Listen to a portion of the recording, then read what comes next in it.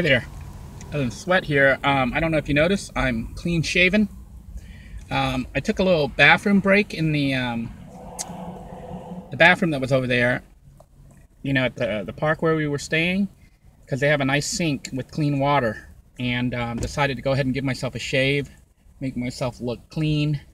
I guess a tip from me for trying to reduce the chance of harassment by the police or other people is to keep your appearances looking clean, so you don't look like a homeless person living in a van. If you look clean and stuff, I think there's less likelihood of people calling you in or the police giving you a hard time if they do pull up on you. So I've shaven myself. Not that people who don't shave don't look clean, but basically I prefer to shave and look clean cut. The other thing is that with the sink being there, I have decided. Hang on a minute. Hi there. Before we leave, I thought I'd go ahead and point out several things that are pretty cool, or information that might be useful to other people. And that is, I don't know if you noticed, I am now clean shaven. I just I took my bathroom break over there, but then realized, hey, wait a second, they had a mirror in there, and I looked at myself and I was like, I'm starting to look pretty scraggly from living in the van for a week without shaving. So I went ahead and took out my shaving kit and took a quick shave over there. So the reason I did that is just because I like to look, I don't like having a scraggly beard or semi-beard because I can't grow a full beard. And I think it makes me look clean cut and maybe helpful when approached by law enforcement. So I look like, I'm not homeless or anything like that, even though, by society standards, I guess they'd consider me homeless, but truthfully, I don't see myself as homeless. My home is this little van here, and it's got everything in it. I've got a bed, I've got a kitchen, I've got a bathroom if I need it, and I can pretty much do almost everything I need to in it. The only thing is, like, I rely on either the phone's internet or public access areas such as the library or even parks. Like, I think this park has one further down on the dock, so there's a lot of free Wi-Fi around, so I'm able to connect for the most part. The other thing I wanted to point out is I just realized that this is a nice sink, and this area is not that busy, so people probably wouldn't mind if I went in there and just used the sink for a little bit. And with that said, I've been holding on to like dirty laundry because I couldn't find a spot to do laundry. So I'm thinking of just going in there and doing a couple shirts and pants maybe. You want to take like a whole bucket load of clothes in there to do, but maybe a couple shirts or pants. It shouldn't take me more than about 10-15 minutes to do my laundry. So I'm planning on using the sink in that bathroom to wash my clothes. That'll give me some clean clothes. I don't have to worry about finding a place to do laundry. So when you're driving around and finding spots, take note of stuff like that. Like, if there's electrical plugs available, if there's a clean sink that you can use to not only wash up, but maybe do laundry. As long as you're not doing like a whole bunch of stuff, you just got one or two items, it shouldn't be a problem. At least that's my hope. I'm planning on going in there and doing washing a couple shirts. That will give me those shirts to wear again, and maybe a pant, one of my pants. So until then, or until next time, I guess, I'll see you later. Take care now. Alright, I did my laundry in that bathroom over there at the park. Just did like 2 shirts and a pair of pants. Took me all of about 10 minutes or so. And now I'm just kind of letting it air out and dry on my my dashboard here as I drive around. So we're going to resume our journey here out. So those of you who are coming down this way to Port Canaveral will know how to get here and the facilities that are available here, as well as all the cool stuff that's here, like the drawbridge right there and the locks. If you follow that road, you'll end up at the Port Canaveral locks, which is really cool. So I'm going to go ahead and mount this back on the dash cam and then show you the way out. So when you come here, you'll basically be traveling the reverse of the trip that I'm going on right now, which is the way out, and you'll be coming in. Alright, here we go.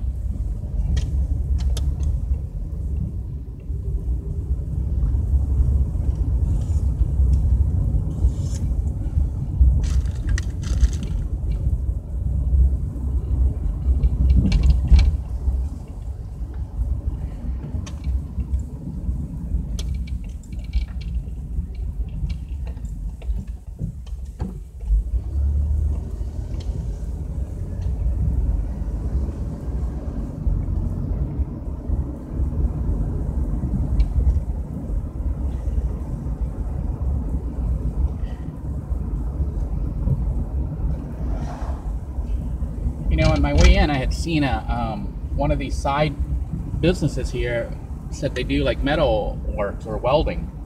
So if I can get some funds later, I might come back by here and see if they can't weld me a tire carrier, you know, for my spare underneath the vehicle, as well as possibly a battery unit, you know, to hold my battery outside of the vehicle.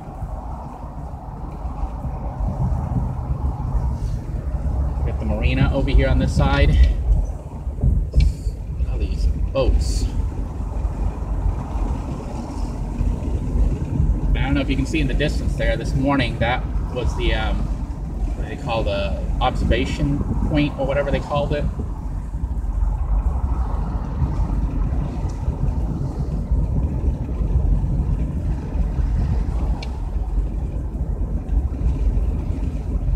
There's gift shops out here, so I guess you could walk around, wander around and do things. See, this business that I just went by, it's called Sunshine Welding. I'm gonna check them out when I get some money and see if they can't do the metal work that I need done to the car, the modifications for the van to hold my spare underneath again. And oh, let me show this. This is really cool here. This is Parker Brothers Concepts, Hollywood Car and Concept Museum.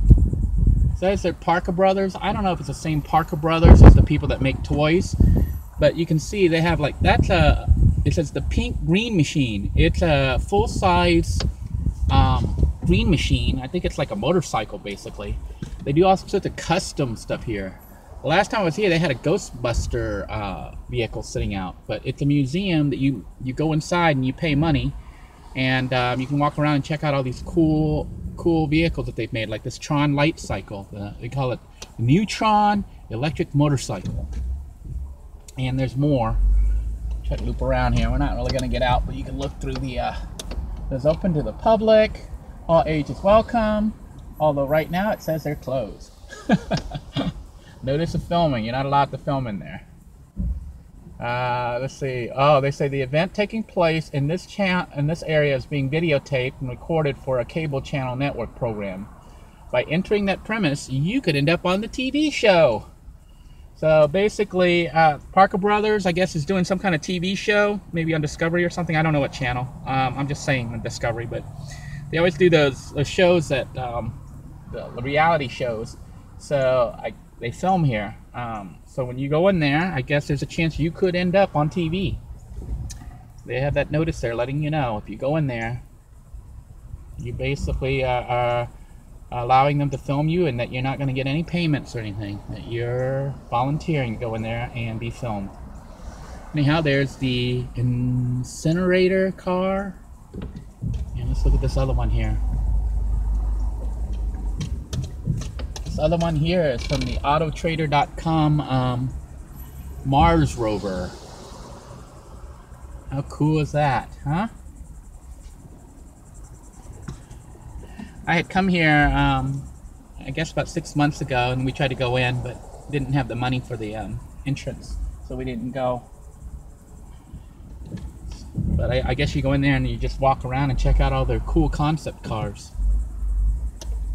Oh, you know, the thing about living in a van is every time you see a vehicle, you have like van envy.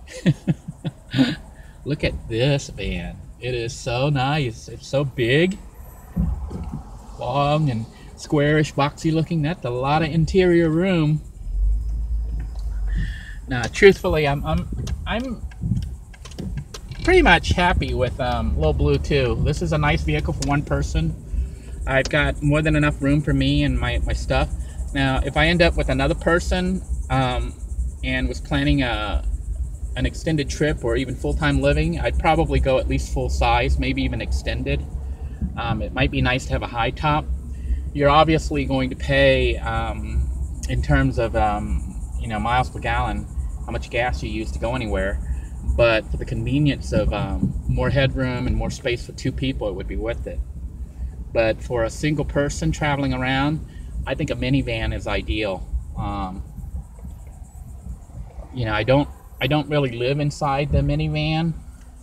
Okay, this is where we come in. The road to the right here would be the one you'd be coming on. It goes back out to 528, State Road 528. I'm gonna turn left because we're just gonna go for a ride.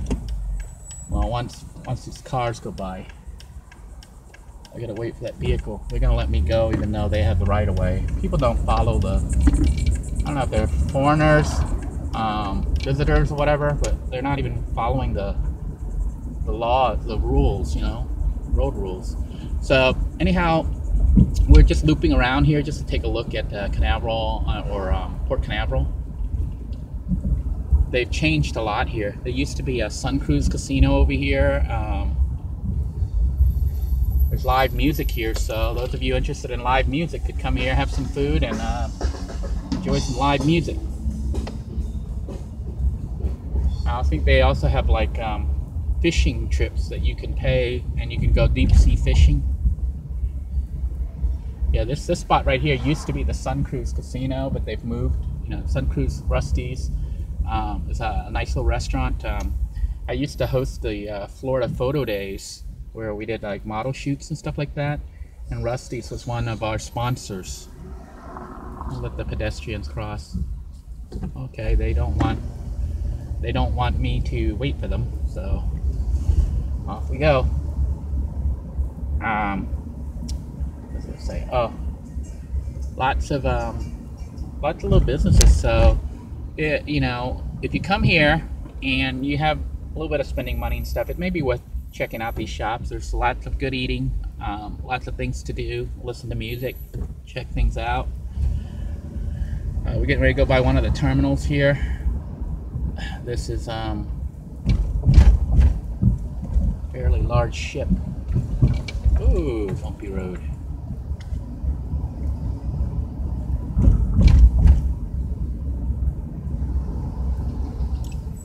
Just be warned, when you come here, there's a bunch of road humps. Okay, I'm not going to cut over towards that side because it could be a dead end. I'm going to follow the loop out here.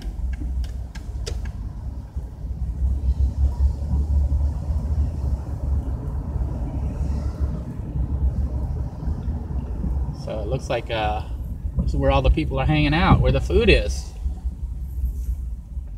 Over to our right is the observation point or observation tower that we came in initially this morning. I don't know if you can hear my blinker there. I think one of my lights is out. Figure it out. So the other road cuts out this way. That's the one we didn't go on. So here we go.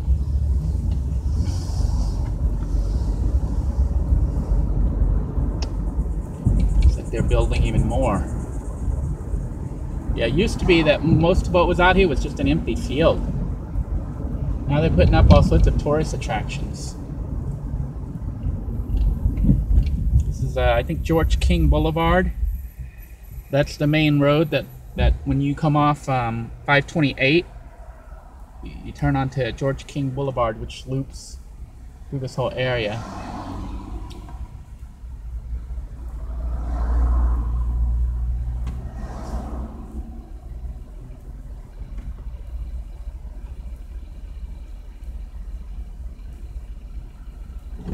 Okay, we're going to turn left on George King. Now remember, this is the main road that if you got off on 528 and then came down to the exit ramp for the Port Canaveral, it'll put you on George King, which is the main road.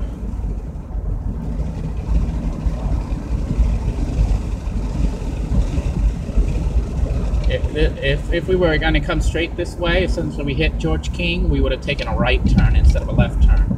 I took the left turn, and that took us to the observation tower thingy point, as well as if you take that road over there to the left, it takes us to that park where I hung out all day. So not really that hard to, I mean, not really that easy to get lost here. There's not that many roads. It's got George King that loops around, and it's, you know, that's pretty much it. That's the main road. We're coming this way because I wanted to show you the Victory Casino. Victory is a big ship that sets sail twice a day. They usually leave in the morning and in the evening.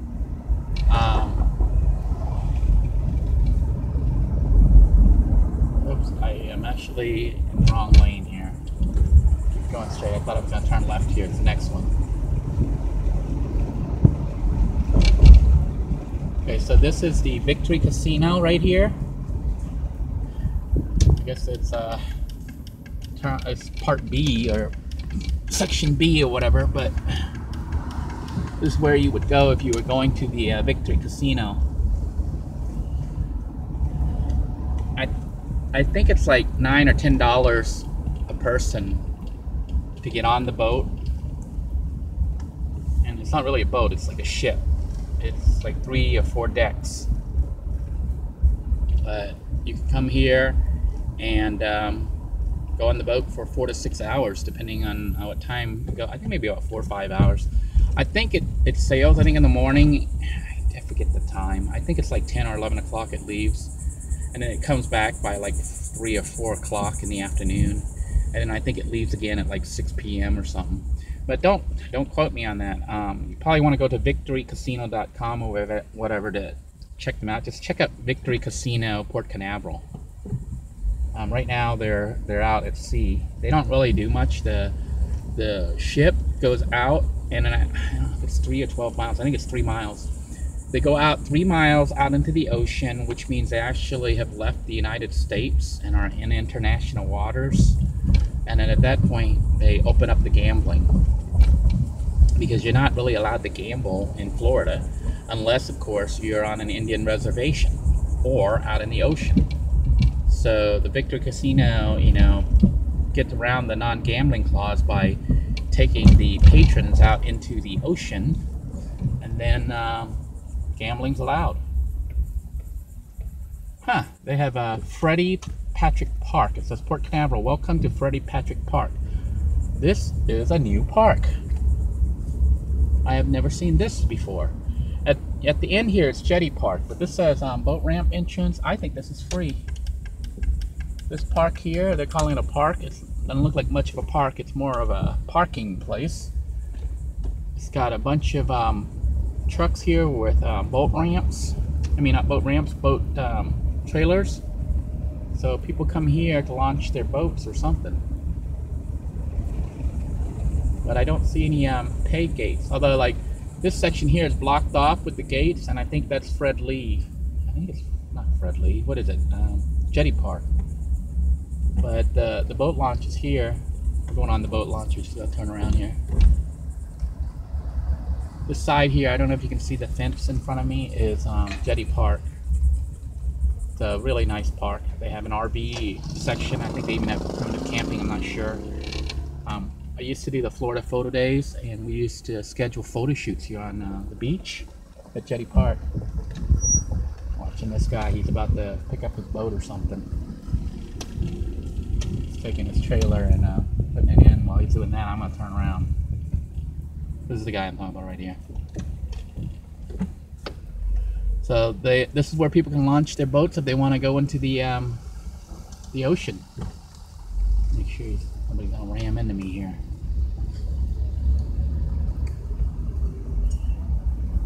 I suppose you could come here and sit and watch people launch boats.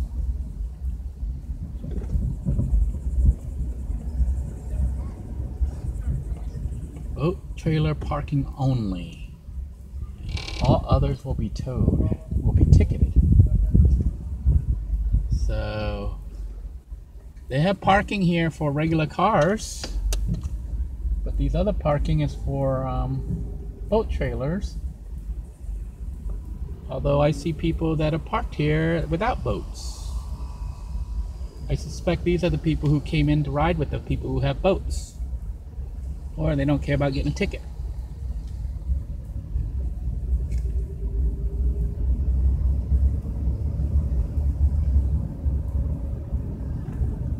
Let's take a look here. This what we're looking at here, straight in front of us, is the inlet.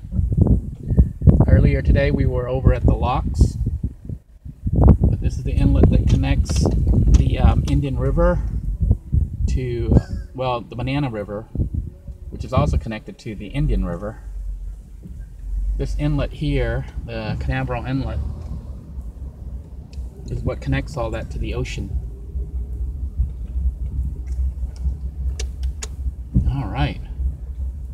So that was interesting.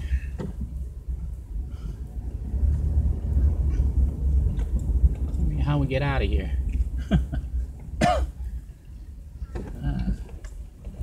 Okay, so here we go again.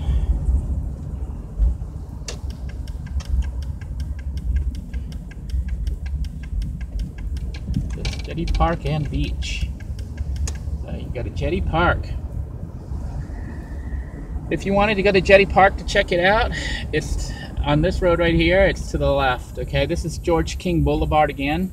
So if you had just stayed on George King Boulevard and driven straight through on George King, it would take you to Jetty Park.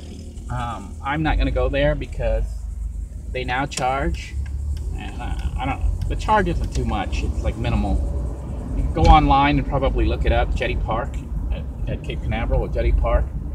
I saw a weird road I wanted to take just to see where it comes out. Anyhow,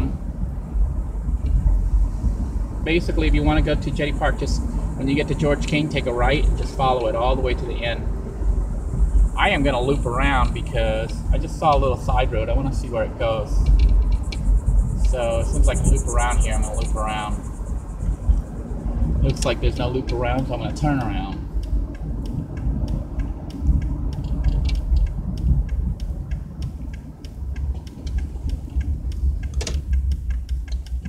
Alright, that was a weird driving there. Okay. I'm going to try to turn back around and go towards that little road I saw. Let's see where that goes.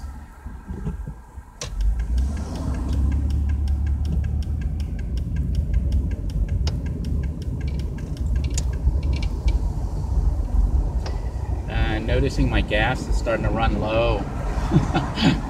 So start to head back probably towards Walmart. We'll take the side road, see where it goes, and then head back towards Walmart. This might be the end of our driving tours and stuff for a while until I can get reset here on my funds. Says Cape Canaveral Beach Resort.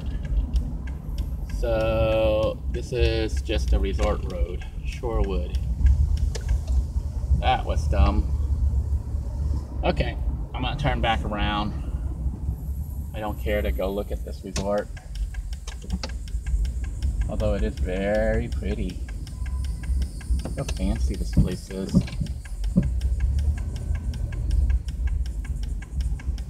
Nice. Well, we're gonna loop around, head back out.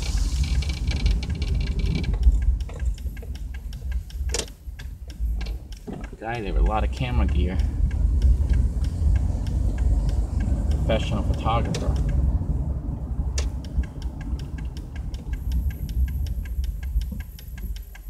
Okay.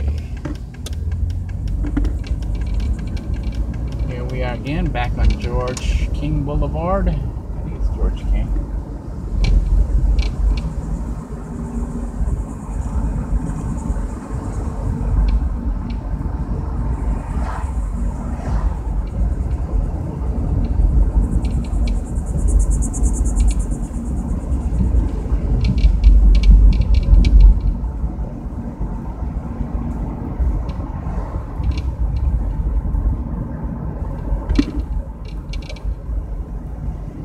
And we're going to take the side road to get out.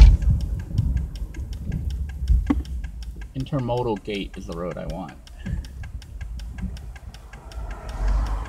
If I kept going on George King, I would. The next exit is, I think, the one that takes me to 528. I'm going to try to take the side road and come out through the housing area and then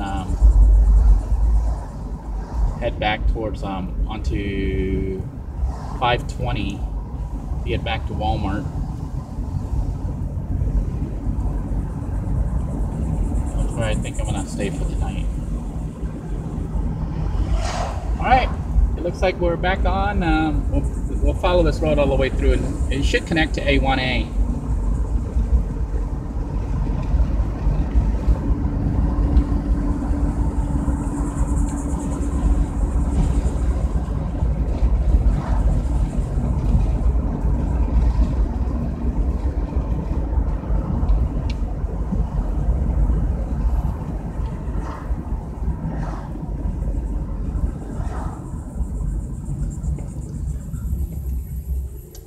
This is North Atlantic Avenue.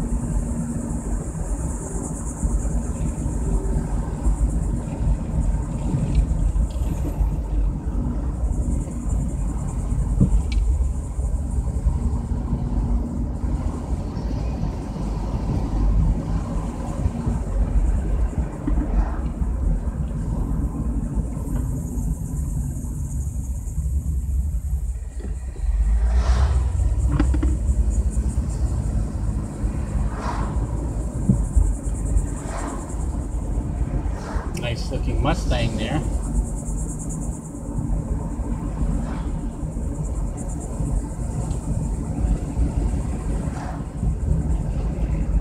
And we connect back to A1A over here.